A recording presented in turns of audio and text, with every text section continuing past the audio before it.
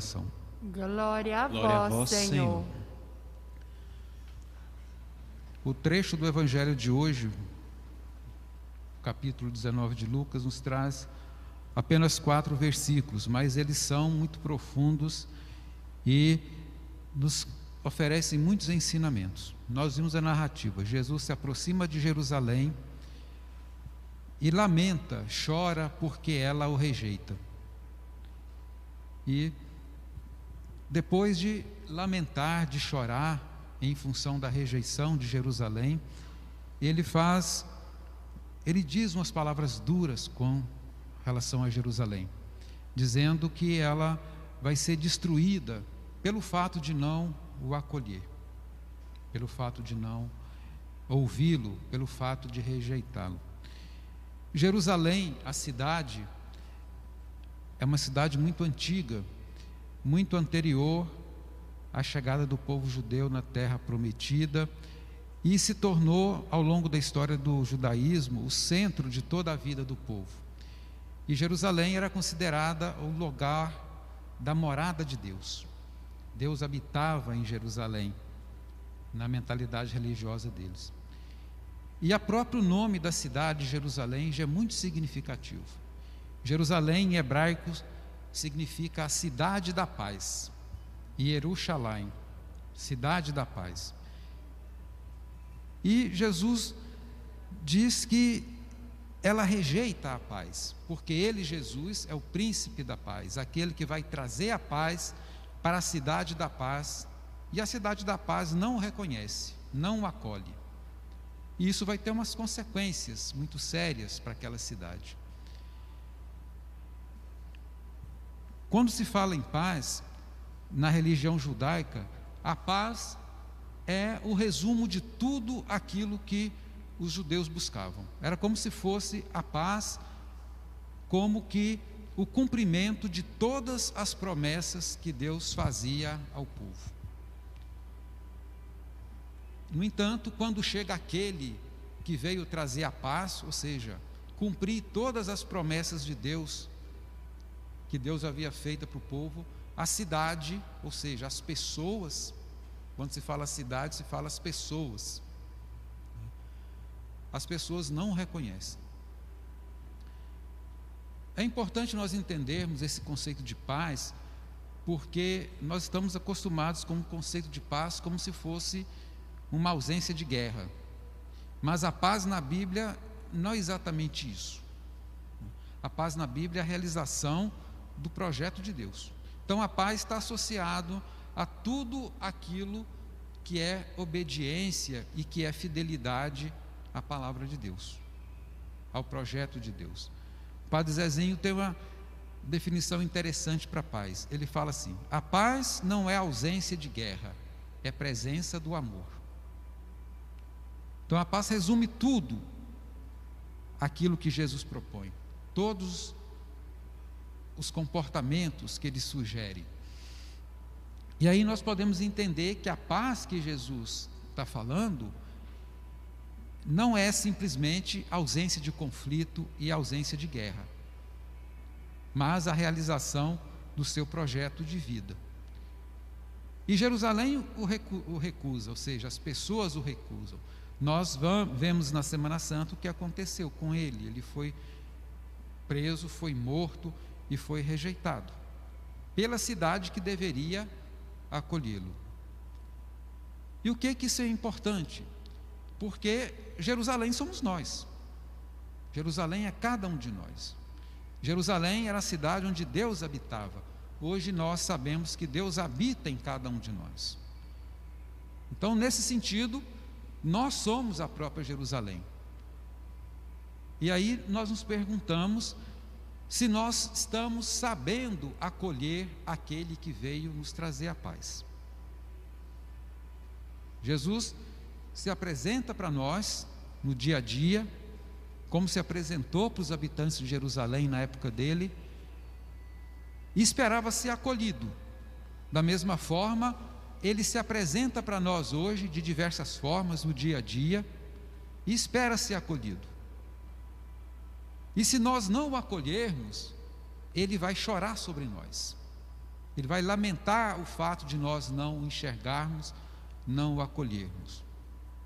E vai lamentar pelas consequências que isso pode acarretar para nós. Nós sabemos que Jerusalém foi destruída no ano 70 pelos romanos. O templo foi destruído. A religião do povo judeu, enquanto do modo como ela era praticada naquele momento, foi totalmente sufocada. O judaísmo que nós temos hoje é diferente do judaísmo da época de Jesus, né? O templo de Jerusalém foi destruído, nunca mais foi reconstruído. O sacerdócio do Antigo Testamento foi extinto. E o texto diz que essa consequência é aquilo que aconteceu em função da rejeição a Jesus. Por isso nós devemos perguntar, nós como a Jerusalém de hoje, se nós estamos sabendo enxergar em Jesus aquele que traz a paz e se nós estamos sabendo acolhê-lo. E esse texto também de hoje, ele é muito apropriado pela celebração dos mártires de hoje. São Roque Ruiz e seus companheiros mártires, padres jesuítas espanhóis que deixaram a Europa no século XVI, XVII e vieram para as Américas para trabalhar com os índios. Os jesuítas, na América do Sul, aqui, fizeram um trabalho muito interessante durante quase 200 anos, nos territórios que hoje pertencem a Brasil, Paraguai e Argentina. Eles se dedicaram a trabalhar sobretudo com os índios guaranis. E eles fizeram um trabalho muito interessante. Eles construíam pequenas cidades bem organizadas, muito planejadas, onde eles reuniam os índios, os evangelizavam e tentaram construir com os índios uma sociedade diferente, um jeito diferente de se relacionar. Eles simplesmente não converteram os índios para o catolicismo. Eles se dedicaram a um projeto de organizar um novo jeito de viver. Fundaram então pequenas vilas, pequenas aldeias, chamadas reduções, nesses territórios onde hoje é Paraguai, o norte da Argentina, o oeste do Brasil e também o sul do Brasil, no Rio Grande do Sul, chamadas reduções guaraníticas, em relação ao nome dos índios guaranis. Durante quase 200 anos eles fizeram esse trabalho. Muitos desses padres, eles pagaram com a vida esse trabalho. Muitos deles foram martirizados, inclusive os que nós celebramos hoje. Algumas vezes eles eram mortos pelos próprios índios na tentativa de entrar em contato com eles.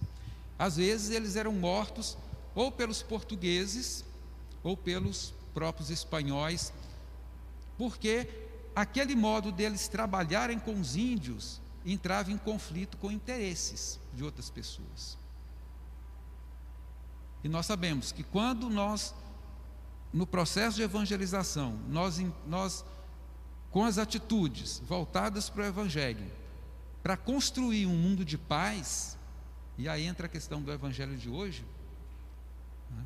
Jesus é o grande pacificador, o grande realizador da paz, e os jesuítas estavam trabalhando exatamente nisso. O modo como eles trabalhavam com os índios guaranis, criavam uma mentalidade de paz. Paz no sentido não só de não fazer guerra, mas no sentido de implantar um modo de viver mais voltado para a justiça, para a solidariedade e um novo modo de viver.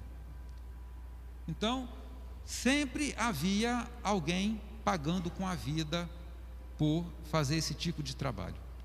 É o caso dos mártires de hoje.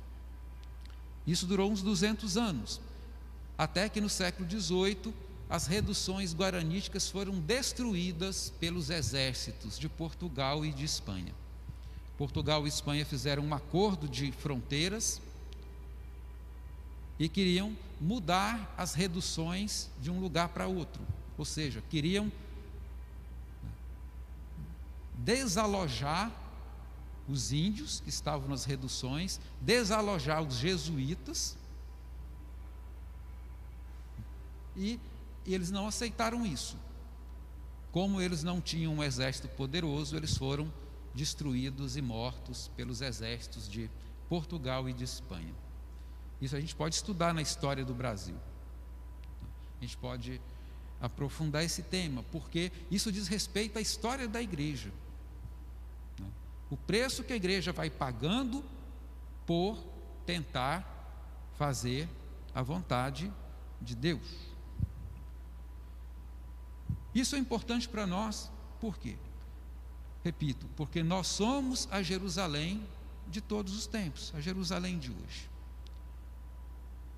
E nós podemos nos inspirar também no comportamento dos jesuítas.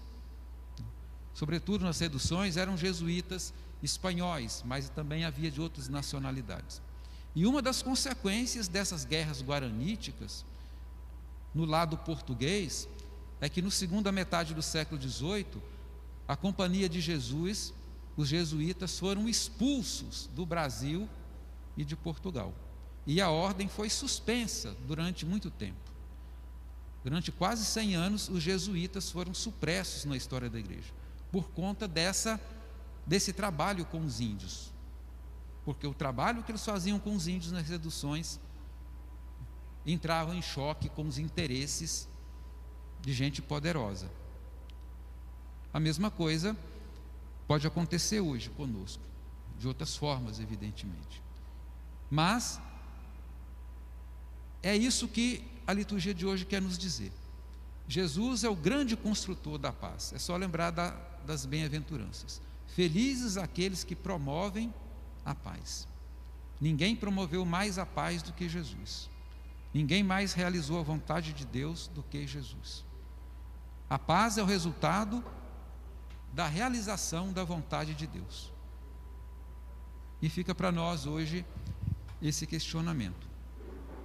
Se nós estamos conscientes de que nós somos a Jerusalém, nós somos a morada de Deus e nós devemos ser construtores da paz. Glória ao Pai, ao Filho e ao Espírito Santo.